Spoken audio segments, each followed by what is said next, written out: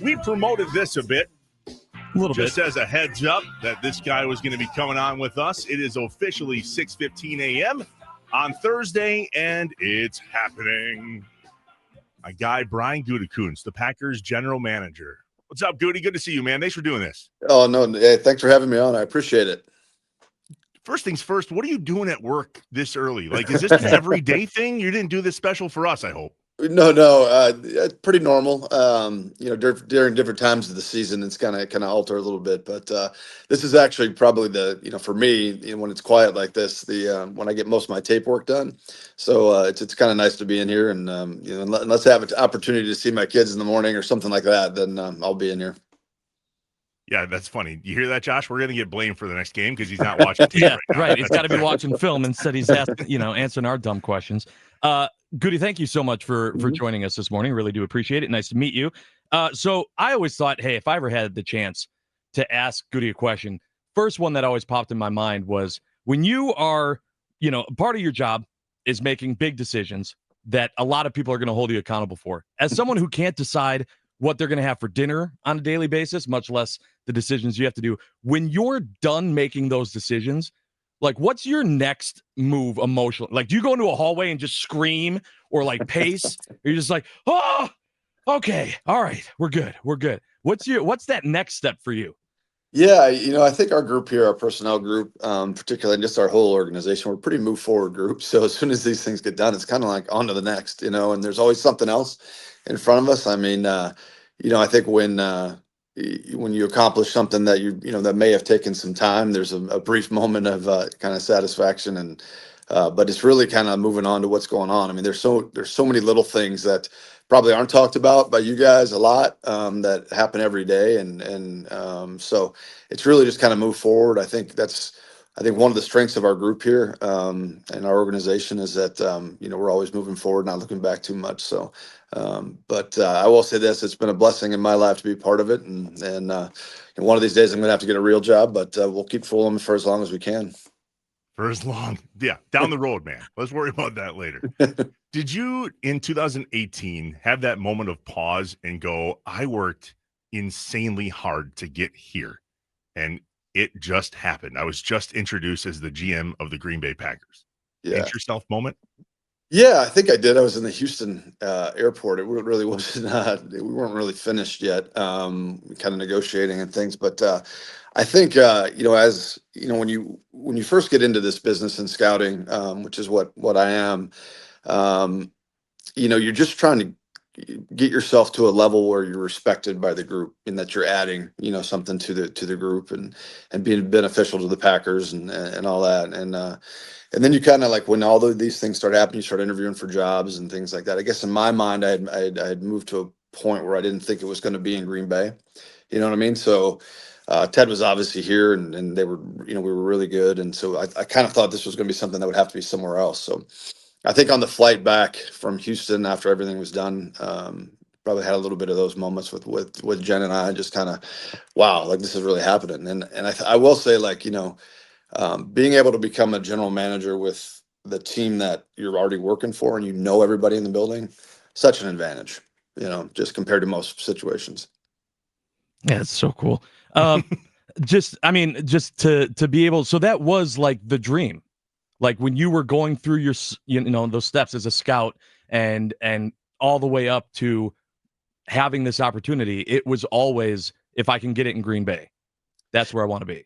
Yeah, I mean, this is the most iconic organization in all of sports, and I think the structure here, certainly for what we do, is really important. So certainly, for me, again, it was never, the general manager thing was really never a dream until later on in my career. It was really just, again, being as good of a scout as I could be, and being respected as a scout. That was really important. But as you grow and you start seeing guys like John Dorsey and John Schneider and Reggie McKenzie get those opportunities, you kind of realize that might happen. But yeah, there's no better organization in the National Football League than this one to work for. And again, the freedom that we're allowed to do this job is unique. A few years ago, late at night, I stupidly bought a vending machine because I needed one of those.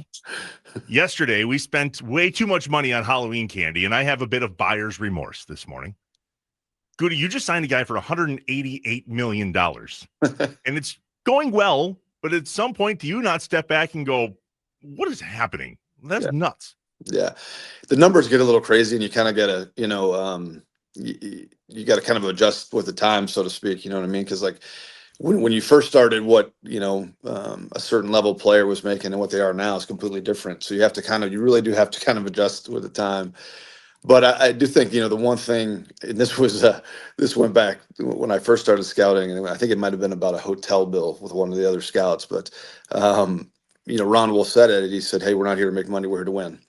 And you know what I mean? So like, his big thing was, like we work for the Green Bay Packers. Our job is to try to win Super Bowls. And so if you have an opportunity to add a player like Micah, it's just, those opportunities don't come around very often. So it's going to cost. They always do. And it's just kind of part of it.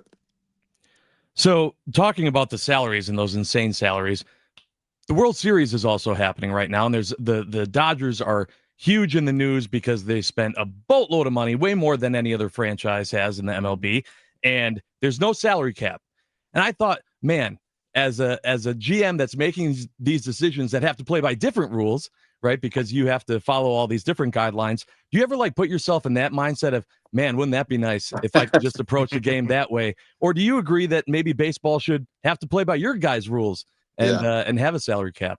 Yeah, no, I do think, I mean, especially here at this place in Green Bay, having that hard salary cap that's equal for everybody and playing by the kind of the same rules, I think is what makes one of our league probably, as popular as it is, because every team kind of has the same chance going into the year every year. So, I wouldn't have any experience with that.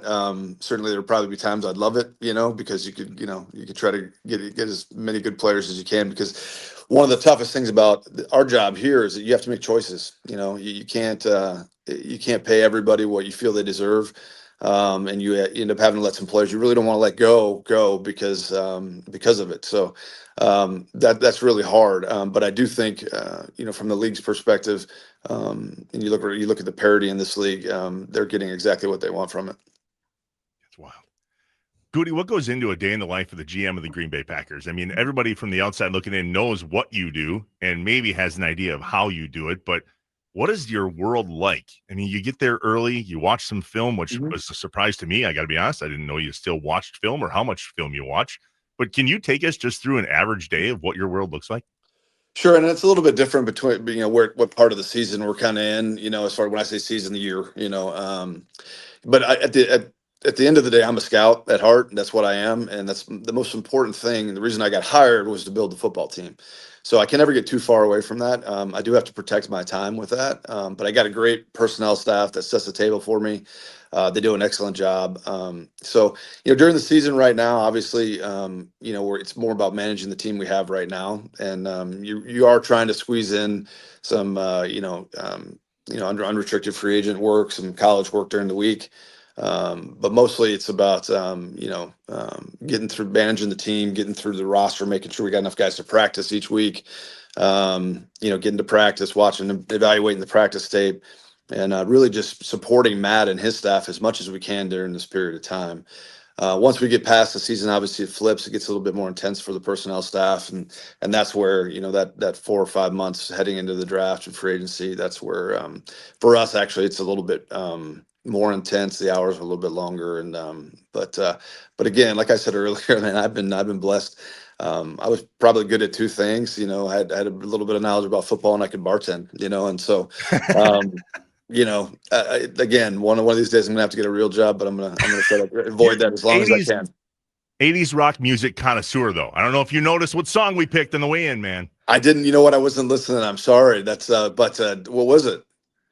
Josh, Start Me Up by the Stones. Oh, it's yeah. I mean, see, my very, very first job in the league was I interned here, but then I went to Kansas City, and that song is obviously what they kick the ball off to every day. So that's one that holds a little spot in my heart.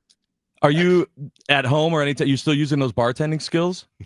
No, unfortunately practicing? not. And as Trevor knows, I got some kids who are right in that age, and we're going to make sure that they don't know the skills that has. That's for sure. At some point, someday, then you Yeah. show them up, right? They're like, Yeah. hold on, now look what your dad can do. Let me show you. That's awesome. So Aiden Hutchinson got paid by the Lions yesterday. Big story. Yeah. And so obviously a lot of buzz around Green Bay about Tucker Kraft. When you come into the office today, is it kind of like does that impact your to-do chart, your list for today of, okay, this, I've got to analyze this now, look at what they paid him and go through a whole different, day now? No, I think obviously, I mean, contracts are being signed, each and every day. We analyze them. Russ Ball does a great job, really managing all that. But as scouts, our guys, we'll look at all those things as they come in. It does change the market. It is something that has an effect. But really, particularly during this time of year, we're not working on a ton of that. We're looking in the future to how to, what the 2026, 2027 teams might look like. And monitoring that. But those are more decisions we make once we get past the season. Just a few more minutes with the Packers general manager, Brian Gutekunst, on the guest hotline powered by Gruber Law. One call. That's all. Gutey, you raised your family in Green Bay, man. Mm-hmm. You mentioned that you got a mitt full of kids. There's a piece of your job that is completely in the public eye here in Northeast Wisconsin. And then there's a piece of your world that's completely not in the public eye, yet you are here in Northeast Wisconsin. Mm-hmm. How have you balanced that? And ultimately, what does this area mean to you? Not so much just the Packers. Again, one of the places that I've been most blessed in my life, is just the fact that Ted brought me up here in 2012. Jen and I were living in North Carolina for about 11, 12 years when I was kind of scouting the southeast part of the country. And we moved up here when our kids were very young, and we've been able to raise them here pretty much. This is our home. And I think that the blessing in that is that, an NFL team in Green Bay, Wisconsin allows me to kind of get to a lot of stuff that maybe if I was somewhere else that I couldn't get to. And then I have a rock star wife too. So this could not be a better situation to work in for anybody, but particularly with, if you work in football and the football part of it, whether you're a coach or a scout or anybody with the support staff, because again, I live 10 miles from here and it takes me 10 minutes to get here. You know what I mean? So, that's probably of all the things in my life, just the blessing that I'll never, it's very, very important to me because I've been able to along the way really be a part of the kids and what they do. Where if I'm in San Francisco, New York, some of these other places, it might have been really hard to do that. Yeah, and that's important. All right, I wanted to ask you, without giving any names, not calling anyone out, but what was the worst answer to a pre-draft question you ever heard? Wow, that's there's probably been a lot. Yeah. Oh man. I think nothing specific that I'll give, but I think that a lot of the times when the selfishness starts popping up is when I think as a staff that always kind of makes us pause. But there's been a bunch of times I'll just say, like, as that player leaves the room, did he just say that? And it's like some oddball stuff. But I will say these young guys, they're fun to talk to, and sometimes you got to remember that they're 20, 21, 22 years old. And what were we like back then? Yeah. Oh man. If I would have had any money at 21 or 22, I would not be here right now, let alone you'd be buying money. You'd be buying vending machines. Right, exactly. $100 late at night on Facebook Market. How do you watch football, Gutey? I mean, you just talked about watching tape, and yet you also watch other football. Do you watch football like a normal human being watches football, or do you analyze everything on accident? Sure. I mean, when you're home and you've got the games on, particularly like, the college games on Saturday, maybe when, or in the office and you're watching it.